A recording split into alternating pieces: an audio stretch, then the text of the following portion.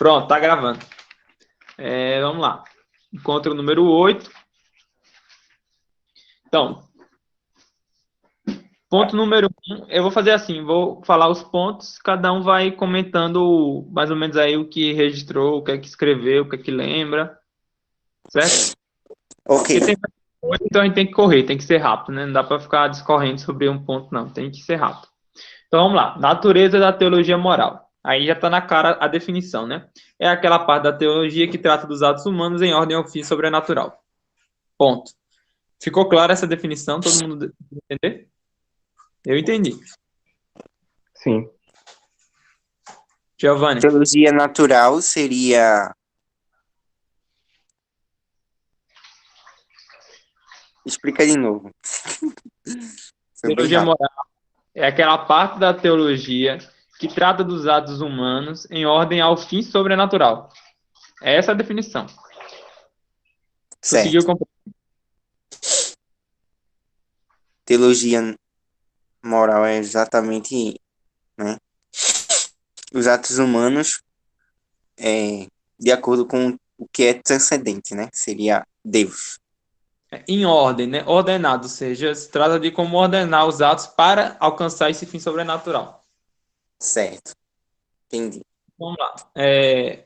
Então, a primeira parte diz que aquela parte da teologia. Então, aí ele vai falar sobre a divisão da teologia, né? Ele diz que Santo Tomás de Aquino não dividia a teologia em várias partes. Na verdade, um dos primeiros... na primeira questão da Suma Teológica, um dos primeiros artigos, se pergunta justamente se a teologia é uma ciência só. A conclusão é que sim, a teologia é uma única ciência. Então, teologia, como ele faz a lista, ele faz uma lista aí, né? Dogmática, moral, ascética, mística, exegética, patrística, simbólica, litúrgica, catequética e qualquer outra coisa que você queira. Isso não são ciências separadas. São todas uma única ciência chamada teologia. Certo. E Santo Tomás reconhecia só duas partes dessa teologia. Então, a especulativa e prática, né? Que é justamente a dogmática, seria conhecida como dogmática e moral. Vocês anotaram mais alguma coisa aí sobre esse ponto da natureza da teologia? Bom, né? Ele fala aí que existe uma orientação positiva que converte a ciência dos pecados na ciência das virtudes, né? E aí, justamente essa conversão aí, né, é o que se daria a teologia moral, né? É o que se entende, né? No espanhol aí. Só não sei se eu entendi direito o espanhol, mas...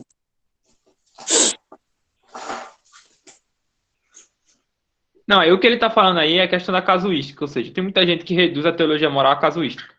Ou seja, a questão máxima da teologia moral é saber se é pecado ou se não é, né? Tal coisa, é pecado ou não é? Ou, melhor ainda, se é venial ou se é mortal. Eis a grande questão, né? Isso aí, é mortal ou é venial? Porque se for venial, eu vou fazer. Se for mortal, aí eu não faço. Basicamente isso, né? Ok. Então, saber onde é pecado, né? Até aqui, já é pecado venial? Porque se for pecado venial, aí eu não vou fazer. Mas se não for pecado venial, enquanto der para me aproximar, eu vou. Misericórdia. Essa é a lógica casuística, né? Ficar lá. Esse caso aqui, aí tu bota lá todos os detalhes e tenta descobrir se aquilo ali foi pecado ou não foi. É Enfim, assim tem lá mesmo.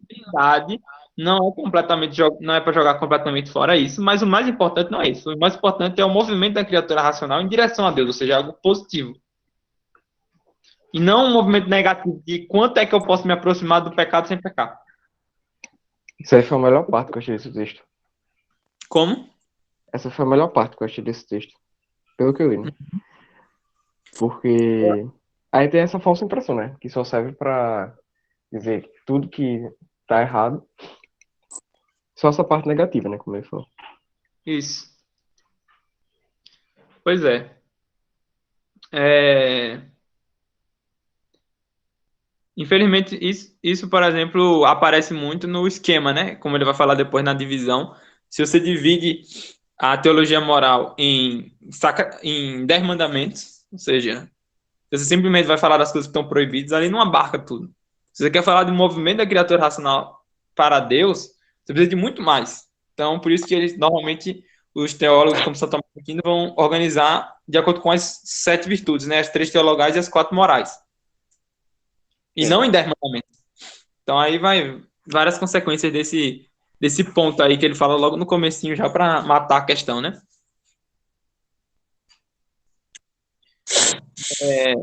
Então, qual é o objeto material e o objeto formal? Ele fala aí, né? O objeto material são os atos humanos. E o objeto formal, ou seja, o aspecto sob o qual o objeto material é considerado, é enquanto ele se ordena a Deus, né? Esse E aí, seria, pode falar. esse seria, nesse caso, o Lucas? objeto material, né? O objeto material são os atos humanos. O objeto formal, ou seja, em outras palavras, né? O motivo sob o qual o objeto material é considerado nessa ciência é esses atos humanos em ordem ao fim sobrenatural. Certo. Pronto. Isso aí tá tranquilo, né? Sim. Então, vamos lá. Próximo ponto. Relação com as ciências afins. Primeira relação com a teologia dogmática. Já está claro, né? Forma uma ciência única. Isso aí, alguém quer comentar alguma coisa sobre isso? Nesse caso, a partir do que a gente chama de dogmas, né? Aí a gente tem, nesse caso, uma teologia moral que se forma, né? A partir disso, né? Isso.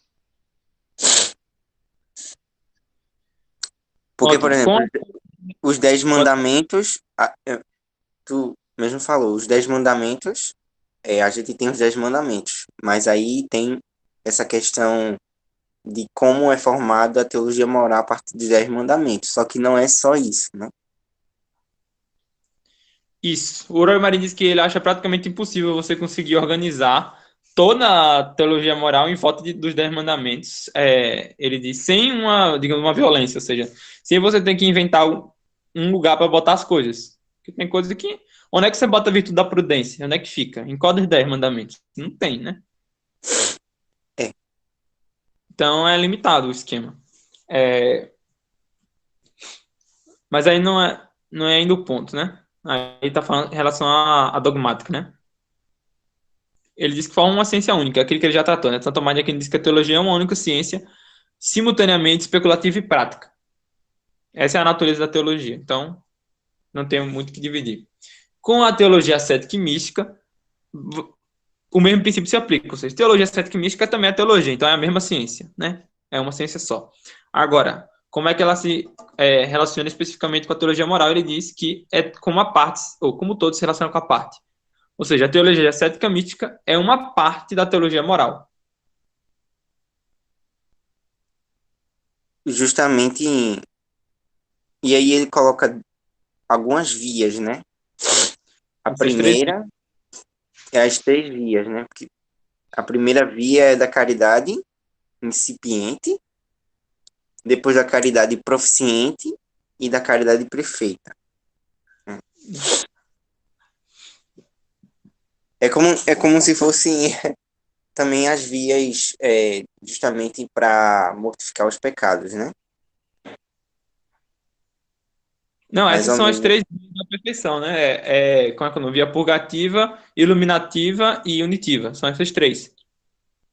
É, E a cada uma delas corresponde uma parte da teologia moral, ou seja, a caridade incipiente corresponde à casuística, né? Ou seja, a pessoa que está iniciando, ela tem que ver isso, ela tem que ver o que ela está cometendo, que é pecado mortal para poder parar. E venial também, né? Para poder parar com os pecados veniais. Então isso é casuística. Mas quando você chega na caridade proficiente, aí você precisa estudar as virtudes, que aí chama teologia ascética. E, qual é o nome? Quando você chega na caridade perfeita, ali o que você tem é a atuação dos dons do Espírito Santo, teologia mística. Então, entendi. no fundo é uma ciência única, teologia moral. Aí você pode dividir, né, ela em ascética, ou em casuística, em ascética e mística. Mas essa Entendi. divisão é sempre modal e acidental, ele fala, né? Não é nada essencial, não é uma divisão essencial.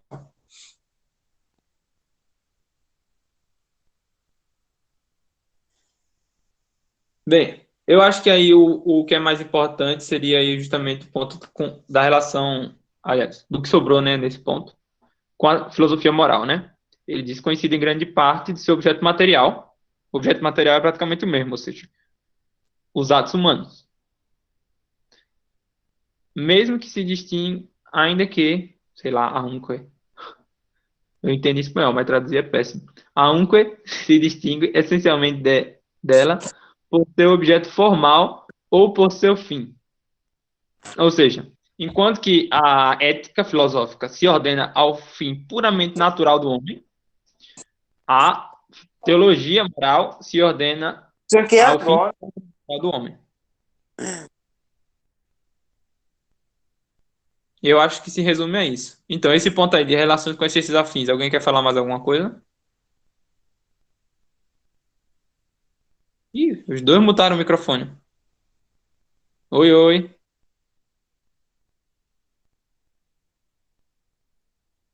Vocês estão com o microfone mutado. Sim, sim, sim. É, a gente tem aí a teologia dentro desse quadro aí, né?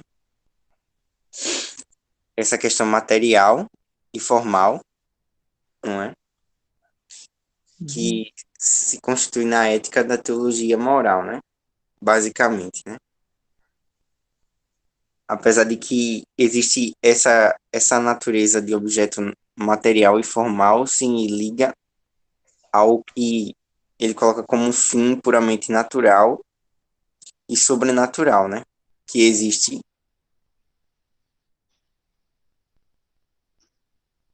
nos atos humanos, né? Então, acho que basicamente, como a teologia moral também é uma só, né? Então existe essa ligação aí entre também essa teologia ascética e mística e a ética da teologia moral, né? Essa via iluminativa, purgativa, enfim, que Estava perguntando, estava querendo dizer, tipo, se na filosofia moral a gente também pode dividir uma casuística, uma cética e uma mística. é, basicamente, né? Mas aí o que que Não. ocorre? Dá para fazer bem assim, né? Dá para fazer mais ou menos, ou seja, dá para, digamos, ter uma parte da filosofia moral que estude algo tipo casuística.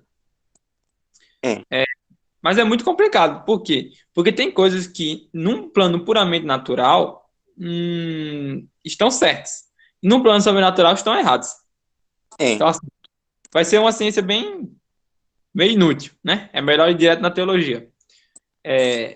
E tem uma parte também da filosofia moral que estuda as virtudes. Ela, assim, vai ter o mesmo defeito, claro, mas aí ela serve como. Eu acho que ela talvez fosse até mais útil. Normalmente é a parte que os filósofos. Como é que é o nome? Estudam mais. Pelo menos os filósofos clássicos. Os modernos já não tanto. Os modernos são bem casuísticos também. Os mais clássicos, como Aristóteles, por exemplo, ele estuda basicamente virtudes. Ele não está preocupado em estudar casos particulares, casuística. Então tá bom. José, basicamente hoje a filosofia contemporânea estuda mais casuísticas, né? Enfim, vamos aqui ao texto. ô José Pedro, fala aí o que é que tu anotou sobre importância e necessidade da teologia moral. Menino, nem anotei isso. Vamos Foi aí. porque só deu pra ler hoje de manhã mesmo. Eu acho que é importante, assim, delinear direitinho, né? Porque a teologia moral, basicamente, né? Que está baseada nas três virtudes, que está baseada nas virtudes cardeais também, está numa via de justamente santificar o ser humano, né? Porque, assim, existem as virtudes, né? Existe essa questão do natural e sobrenatural, né? E toda essa dinâmica da teologia moral é justamente para santificar, né? Para você se santificar, né? Então, Sim. existe toda essa questão aí. Tanto é que se pode pensar também, né? Já que a teologia moral ela tem essa abertura, pensar na teologia moral das bem-aventuranças, por exemplo, né? Apesar de que a gente está muito mais atrelado à questão das virtudes, né? Mas existe essa questão da iluminação, né? Porque Deus coloca um parâmetro, né, de santidade. E aí existe esse esforço humano de chegar a Deus a partir de justamente ter essa finalidade. A finalidade última da teologia moral é a santificação, em chegar a Deus, né? Através das virtudes. Enfim. Eu Isso, errei, isso. Lucas. Errei alguma coisa. Não, Enfim. é, não, mas a importância, ele dá 2 pontos, né? Esse que você falou, ou seja, é, encaminhar a pessoa ao, como é que é o nome? A, ao fim último, né? Sobrenatural, a salvação. Então, aliás, essa é a importância em si mesma, né? Em si mesma ela é importante por causa disso, porque ela encaminha o homem ao seu fim sobrenatural. Especificamente para os leigos, ela é muito importante porque ela ajuda a formar a consciência cristã. No caso, ele está falando aí da teologia moral, num sentido já em que ele já digamos assim, separou a teologia ascética e mística. Talvez isso que você falou coubesse, se fosse ainda mais próprio da ascética e mística. Mas, como é uma ciência só, como a gente ele já falou aqui várias vezes, então se aplica perfeitamente também o que você falou. Mas aqui ele especifica um pouco mais, ou seja, é um elemento importante para a santidade. Qual? Formar a consciência bem formadinha, né? Uma consciência cristã bem formada. Isso para isso a teologia moral é muito útil. Vamos ver mais. Tu que É, sabe mais espanhol, o que é convenientíssimo? Convenientíssimo. muito conveniente. Ah, tá. Mas é Ok. igual em português. Convenientíssimo. Ah, tá. Nem me Como liguei. belíssimo ou outra palavra em português. Utilíssimo, Ok. qualquer coisa assim. Ah, tá.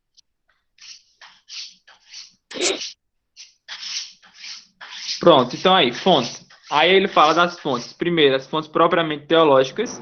A gente estudou alguma coisa sobre essas fontes quando a gente estudou o Tratado das Fontes Teológicas, né? Na teologia dogmática fundamental, lembro, né? Mais ou menos. Mas É, assim, a gente sabe que as fontes teológicas é Sagrada Escritura, Sagrada Tradição e Magistério. essas são as chamadas propriamente teológicas, né? É. Isso, calma. Sim, tá bom. Então, essas são as propriamente teológicas, né? Então, a Sagrada Escritura, o magistério da igreja e a tradição cristã. Aí a tradição cristã, José Pedro, aquela questão que tu tinha falado quando a gente estava estudando no catecismo, essa questão da tradição. Vê como ele faz, né? Ele diz, são 3 fontes propriamente teológicas. Sagrada Escritura, magistério e tradição. Essa tradição, a gente procura ela onde? Em 3 lugares: nos santos padres, nos teólogos e no sentir do povo cristão. Vê a ideia da coisa, a estrutura da coisa, né? A Sim, tradição cristã, agora né? entendi. Pronto, porque justamente a questão do José Pedro, não sei se tu lembra, Giovanna, era de que o. Como chama? Se a essência da Sagrada Escritura e a diferença dela para a tradição é que uma é escrita e outra é oral, por que a gente procura a tradição em documentos escritos? Porque as coisas que atestam a tradição são pelo menos essas 3.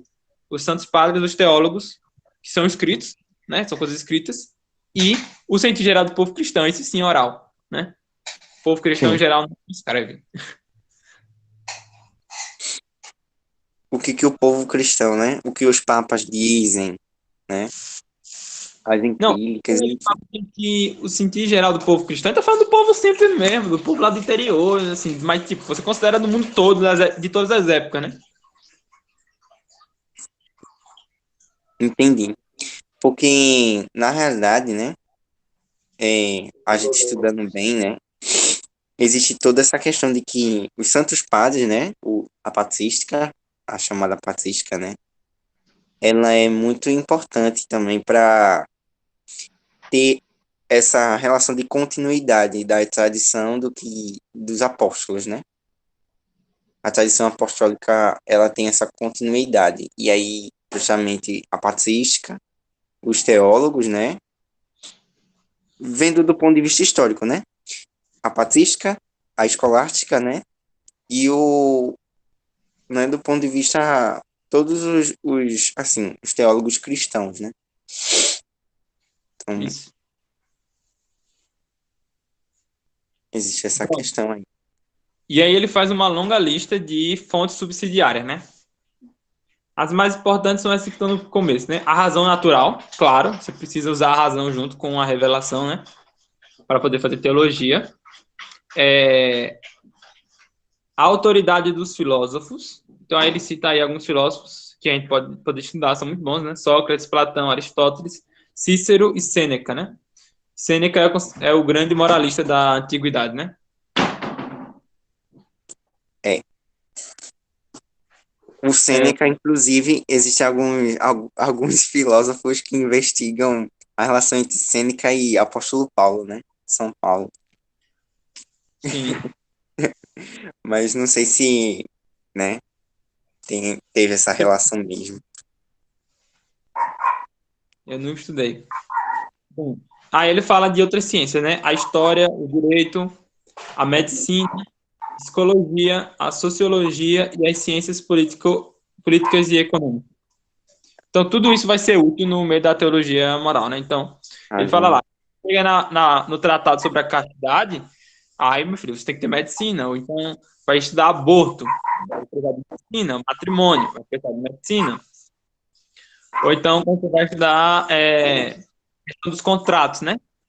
Então, ciência política e econômica, ou ciência econômica, você vai precisar muito. Quando você vai estudar a questão da justiça distributiva, aí você vai precisar de ciência política. Pai, tem muita coisa que você vai precisar de muitas coisas, né? É a doutrina social da igreja, né? Isso.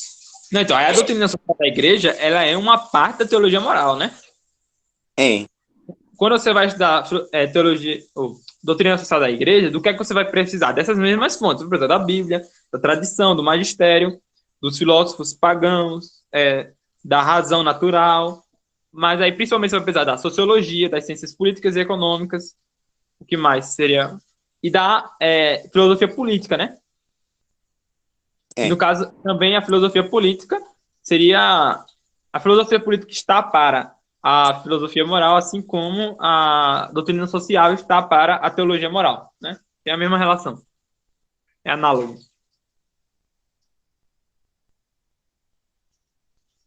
Mais alguma coisa a comentar aí sobre esse ponto das fontes?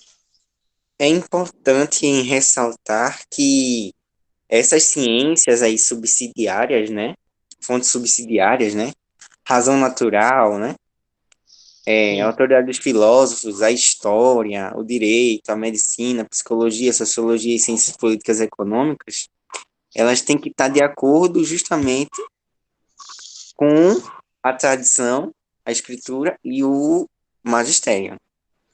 Porque tem, assim, né, tem alguns erros teológicos, né, por aí afora, né, que colocam muito a ênfase nas ciências racionalistas, por assim dizer, e ignoram a tradição do magistério, né, enfim, os escritos da igreja e tudo mais, ou então interpretam mal. Bem, qual é o nome? É importante, principalmente que sejam verdadeiros, ou seja, que seja verdadeira sociologia, verdadeira história, verdadeira medicina e por aí vai.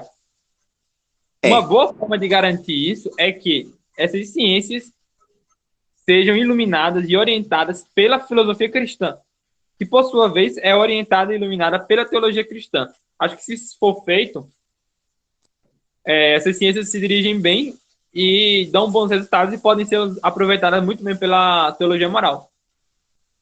No mais, a gente tem que purificar, né?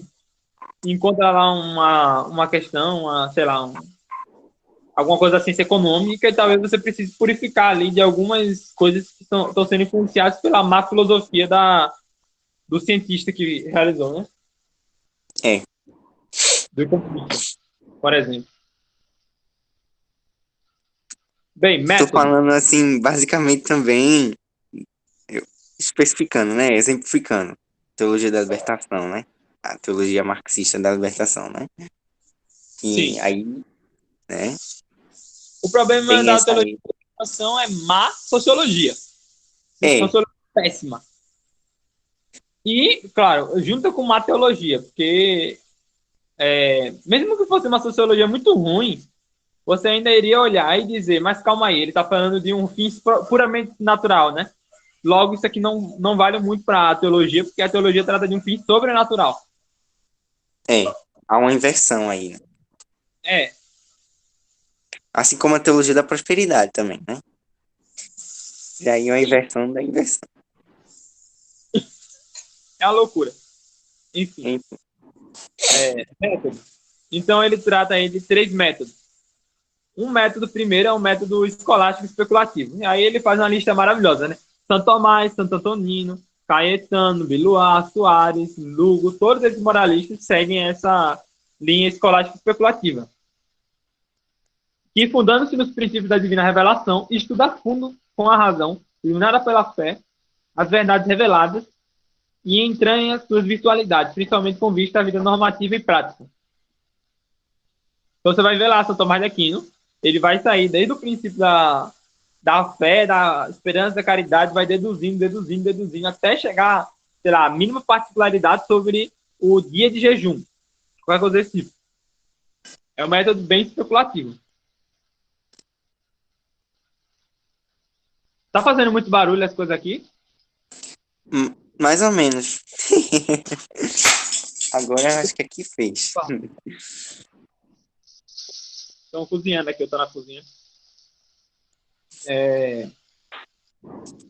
Outro método, o método casuístico. Ou seja, o método casuístico, a gente já comentou isso, né? Uma mensagem? Não. Tá. O método casuístico, ele procura dar uma solução prática para um caso particular. Ou seja, ciência dos pecados a evitar. Basicamente isso, né? E aí ele faz de novo, aquela crítica dele em cima disso, né? Preferir a ciência das virtudes a praticar e não dos pecados a evitar. Então é aquele negócio, né? Se é pecado venial, se é pecado mortal, aquela. É, Claro que é importante. Claro que é importante você saber, né, os pecados a evitar. Agora, que isso pode modelar toda a teologia também, teologia moral também não é tão, né? uhum. Pode se você colocar só esse, assim, colocar só o método casuístico como modelador também incorre em algum erro, né? Uhum. Pronto. E o método ascético místico, que é um método eminentemente positivo, que procura colocar, digamos, orientar todo o tratado da teologia para a, digamos, santidade, chegar à santidade. E aí o que ele faz? Nesse caso, parece que o ascético místico seria o preferível, né? Da impressão. Mas ele diz, não, mas esse ascético místico a gente trata como é que chama? A gente usa ele na teologia da perfeição cristã. Ou seja, na teologia ascética e mística. Então ele meio que separa, né? Parece separação. E aí ele fala de qual o método que ele vai adotar. O método que ele vai adotar ele vai usar o método, como é que chama? O primeiro, né? O método especulativo, deduzindo e ilustrando com casos. Ou seja, usar um pouco de casuística, né? Se vocês já leram alguma parte da obra, vocês vão ver que é exatamente isso que ele faz, né? E ele fala que as derivações ascético-místicas, eles praticamente omitem tudo, porque ele trata disso na Teologia da Perfeição Cristã. Então, basicamente, os dois livros, Teologia Moral e Teologia da Perfeição Cristã, você tem que ler um do ladinho do outro, né? Porque eles vão se complementar, né?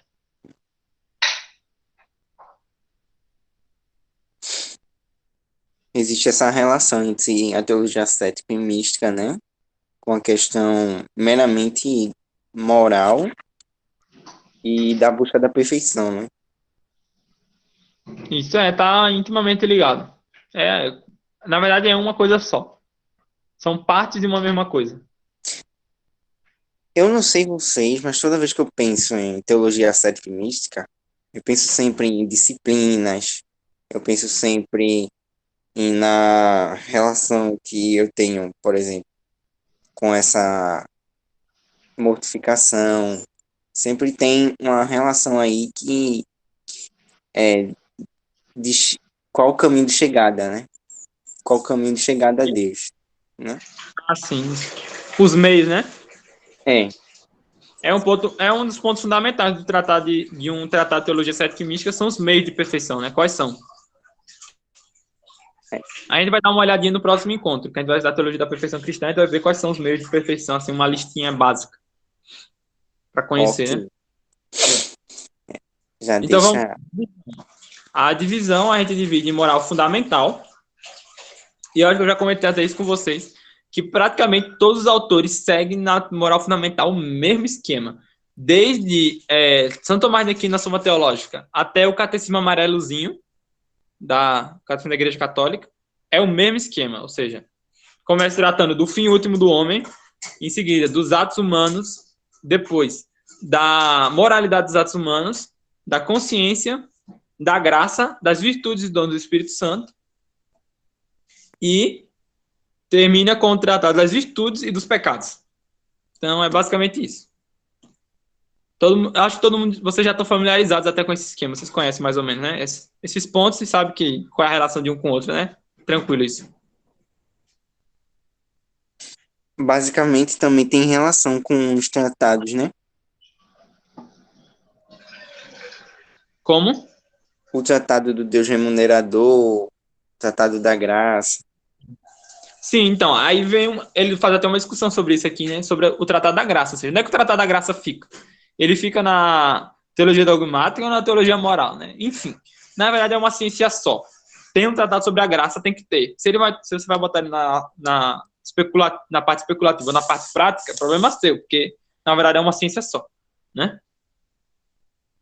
Qual é que é o nome? O Roy Marinho, ele diz que ele prefere que se volte à estrutura como chama? Da Suma Teológica, de que o Tratado da Graça fica na parte prática, não na parte especulativa. Entendi. Ele prefere, mas, enfim, né? Aí, segunda parte, teologia especial. Aí você vai entrar especificamente, por exemplo, nas virtudes, nos pecados, nas coisas todas, né? Em especial. Viu tudo em geral, agora vai ver tudo em especial, né? E aí, quais são as formas, né? Então, primeiro, os teólogos escolásticos fazem com base nas virtudes. 3 teologais, fé, esperança, caridade. 4 virtudes cardeais. Prudência, temperança, justiça e fortaleza. E aí, a partir disso, eles vão derivando das chamadas virtudes anexas, né? Por exemplo, virtude anexa da justiça. Religião, que é para com Deus. Piedade, para os pais. Justiça distributiva, que é dos governantes. Justiça legal, e por aí vai. Chamadas virtudes derivadas, né? Outros falam das 3 virtudes teologais, fé, esperança e caridade. E em seguida tratam dos 10 mandamentos e dos 5 mandamentos da igreja. E aí vem aquela discussão que a gente já comentou aqui, que ele diz que ele acha esse esquema muito complicado, né? Por exemplo, aqui ele fala, né? Que relação tem o 4º mandamento com os deveres profissionais? Não tem nenhuma relação. 4º mandamento é honrar pai e mãe. O que isso tem a ver com deveres profissionais? Nenhum. Mas é o lugar onde os moralistas se encontram para encaixar, né? Então, eles não gostam desse método, né? E, por último, o Tratado dos Sacramentos, que a gente também viu que o Tratado dos Sacramentos é visto na teologia dogmática, né? Aqui também, o Tratado dos Sacramentos aparece de novo, né? Daquele mesmo jeitinho. Sacramentos em geral e um tratado para cada sacramento em especial. E aí ele fala, enfim, qual é o nosso plano? O plano dele é o seguinte. A questão é o tratado, é a parte da especial, né? Pronto, é aqui. Qual o esquema dele? Ele dividiu em 3. Deveres para com Deus, deveres para consigo mesmo, deveres para com o próximo. Os deveres para com Deus se dividem em 2, né? 2 partes. As virtudes teologais, faz expressa caridade, e a virtude da religião, que é uma virtude derivada da justiça. Aí essa virtude da religião ele estuda a partir dos 3 primeiros mandamentos do Decálogo, né? Não terás outros deuses, ou amarás o Senhor teu Deus todo teu coração, né? É o mesmo mandamento. O segundo guarda o dia de sábado e não tomar o nome de Deus em vão. 3 mandamentos. E os 5 da igreja, né? Que são todos relacionados à religião, né? Ouvir missa, comungar, assistir, confessar uma vez por ano, jejuar e... Eita. Tem o mandamento dos preceitos também, né? Isso, abstinência de carne. Meu irmão me deu a... abstinência de carne nas sextas. Isso. Acho que é importante, né, falar também que a abstinência de carne, né, em alguns casos pode ser substituída por obras de misericórdia, né? Em alguns casos. Isso. Sim. Mas isso aí é estudado quando você quando vai estudar o tratado, né? Os deveres para consigo mesmo, aí ele divide em 4, que são 3 virtudes morais cardeais, né? Prudência, fortaleza, temperança e suas derivadas. A justiça, ela é sempre em relação ao próximo, então não entra na lista. E a caridade, que a caridade tanto pode ser para com Deus, para si mesmo, quanto para o próximo, né? Então a caridade que já apareceu aqui nas virtudes teologais na parte para com Deus, aparece aqui de novo para o próximo, né? Bem, mesma coisa nos deveres para com o próximo. Aí se dividem em individuais, ou seja, uma pessoa por pessoa, né? Eu com você, né? Familiares, eu com minha família, e sociais, eu com a sociedade em geral, né? Então, individuais tem deveres de caridade e deveres de justiça, que aí ele divide conforme os mandamentos.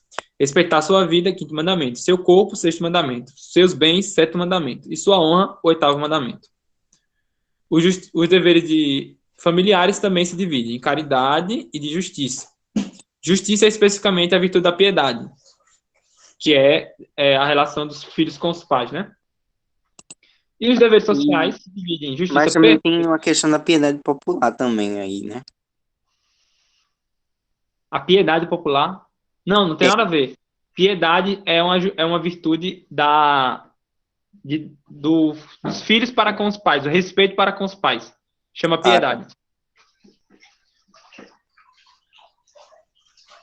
Justiça perfeita. A justiça perfeita tem justiça legal e justiça distributiva. E imperfeita tem as virtudes chamadas sociais e os deveres profissionais. Então, organizou. Deu para entender esse esquema? Deu para entender. Tem uma continuação desse esquema ou esse esquema é até aí? Acabou aqui. Esse esquema acabou aqui. Mas aí tem o resto do livro, obviamente. Ok. Ok, eu vou apressar um pouquinho porque eu tenho agora uma aula de 11 horas. Tá certo. Mas vou só mostrar o texto do próximo encontro. Ok. Os que eu acho mais importantes aqui são o 1 e o 3, né? Que são da Teologia da Perfeição Cristã do Roy Marinho. O Tanquerê eu deixei aqui, principalmente, como eu coloquei aqui no título, por causa da seção de utilidade e método. Eu acho que nessa parte da utilidade e método, o Tanquerê é um pouco mais claro. E aqui é só subdivisões da Teologia da Perfeição, esse texto 3, né? Então, o mais importante é o texto 1, sem dúvida.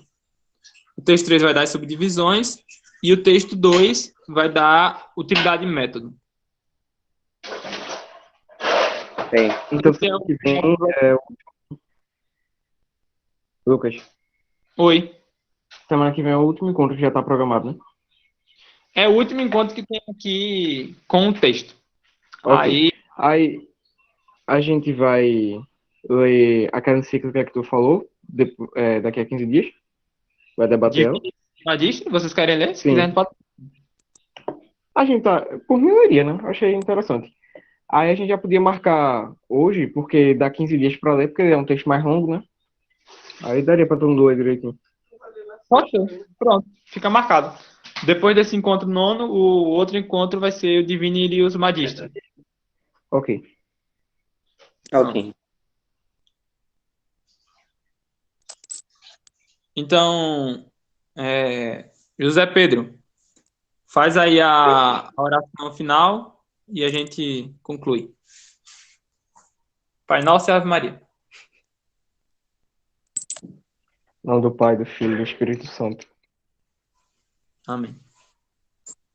Pai nosso que estais nos céus, santificado seja o vosso nome. Venha a nós o vosso reino, seja feita a vossa vontade, assim na terra como no céu.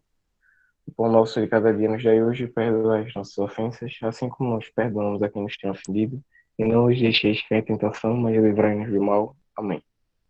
Ave Maria, cheia de graça, o Senhor é convosco. Bendita sois vós entre as mulheres, e bendito é o fruto do vosso ventre, Jesus.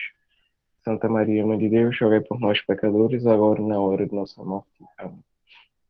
Em nome do Pai, do Filho e do Espírito Santo. Amém. Valeu, pessoal. Até mais. Terminamos em ponto 10h55. Tá certo. Valeu, Até mais. Lucas. Valeu, José Pedro. Valeu. Até logo. Até.